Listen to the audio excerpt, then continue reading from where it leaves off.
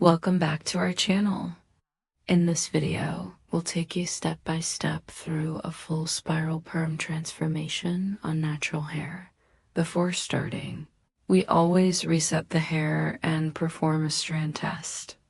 This is an essential step to check the hair's condition and see how it reacts to the solution.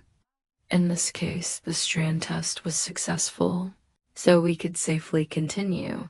For this look, we chose blue rods to create a defined curl. Larger rods may look tempting, but often the curl won't hold as well and can drop out too quickly. That's why we recommend going one size smaller than the desired curl. Curls always relax a little after a perm. We also cut the hair into layers, which helps give curls more natural movement and volume. During the perm process, we carefully applied the solution, making sure every rod was fully saturated. This step is crucial for an even, consistent result. One of the most important steps is neutralizing.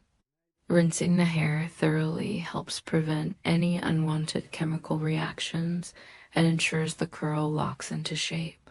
After rinsing, we applied the neutralizer to set the curl in place. Next, we applied a nourishing mask to restore the pH balance of the hair and keep it healthy and shiny.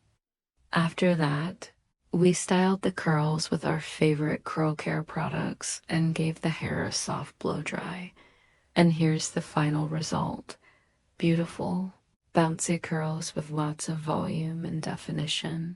Quick tip: after a perm, avoid washing your hair for at least 48 hours and always use moisturizing products to keep the curls strong and healthy.